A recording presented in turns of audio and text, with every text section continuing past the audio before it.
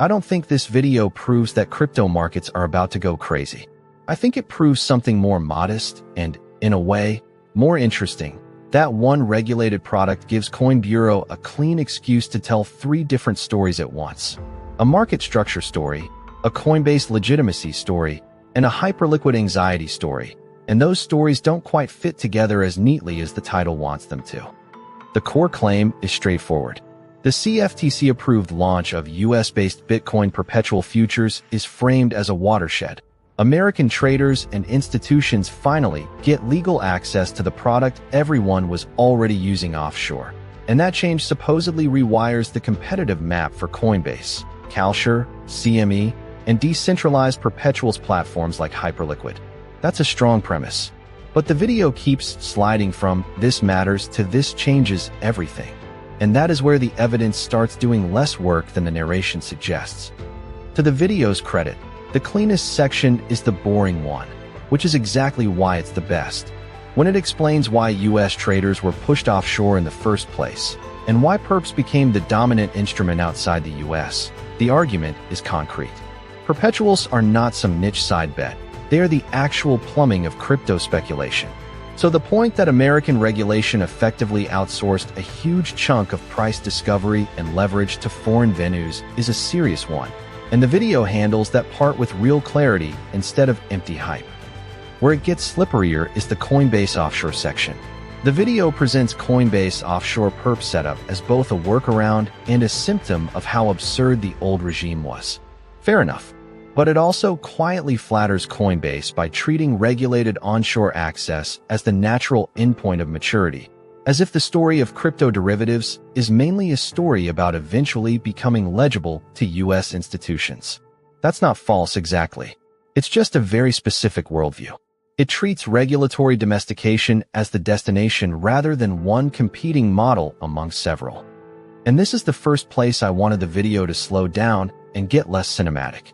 If the thesis is that US perps will unlock institutional capital, then the hard question is not whether institutions like regulated products. Of course they do. The hard question is whether the specific product design, liquidity, margin treatment, tax treatment, and counterparty structure are attractive enough to meaningfully pull volume away from offshore venues.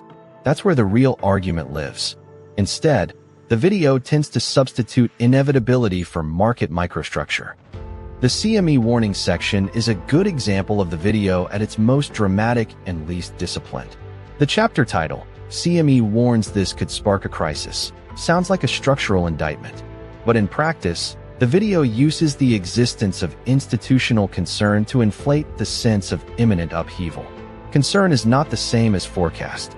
A legacy venue worrying about fragmentation, leverage, or competition does not automatically mean the market is on the verge of some grand derivatives rupture. Sometimes it just means incumbents dislike a new rule set. Then the video makes its smartest move and its shakiest move at the same time.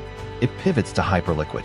Smart, because Hyperliquid is where the story stops being a dry regulatory explainer and becomes a real contest between centralized legitimacy and decentralized speed. Shaky, because the video frames Hyperliquid's vulnerability through a chain of conditional threats: regulators, USDC access, token economics, exchange viability, and each link in that chain may be plausible, but the chain as a whole is treated with more certainty than it earns. This is where the evidence gets interesting. The video suggests that if Hyperliquid's access to USDC were ever restricted, the hype model could be threatened. That is not a ridiculous concern. Stablecoin dependency is a real pressure point across crypto. But pressure point is not the same as likely kill switch. And the video blurs that distinction because it wants the elegance of a fatal flaw. It wants one choke point that explains the whole system. Reality is usually uglier than that. Workarounds, migration, degraded liquidity, fragmented collateral, legal gray zones. Not one clean switch flipped by history. Still, I think the Hyperliquid section is where the video earns its keep. Not because it proves Hyperliquid is doomed, but because it finally admits something the earlier triumphal framing glosses over. Regulated products do not automatically beat better products. Hyperliquid's edge is speed, culture, user familiarity, and the fact that crypto traders often prefer venues built for actual trading rather than venues built to satisfy committee risk memos. That's the real tension here. The future might belong to compliant onshore perps, but it might also belong to the platform that simply feels better to trade on. What's missing from the video is the possibility that these markets don't collapse into a single winner at all. The analysis keeps nudging you toward a showdown. US-regulated perps versus offshore venues versus decentralized perps. But the more believable outcome is segmentation. Institutions use one venue. US retail uses another. Global leverage chases depth somewhere else. Sophisticated traders arbitrage across all of them. In other words, the approval may matter a lot without producing the dramatic regime change the title promises. Even the presentation tells on the argument a little. The key frames are all urgency. Big yellow questions, bold market diagrams, regulatory headlines, a polished host in a dark studio, speaking in end-of-era language. None of that is a problem by itself. The problem is that the visual confidence keeps arriving a beat before the analytical confidence. The video often looks like it has settled questions that it has really only framed persuasively. It's not dishonest. It's just extremely sure of itself in places where a more useful video would have lingered on uncertainty. So my verdict is this. The video is good at explaining why US perps matter, good at sketching the competitive battlefield, and noticeably weaker when it tries to turn that battlefield into a near-term prophecy.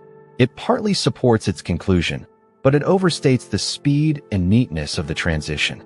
The title promises a market convulsion.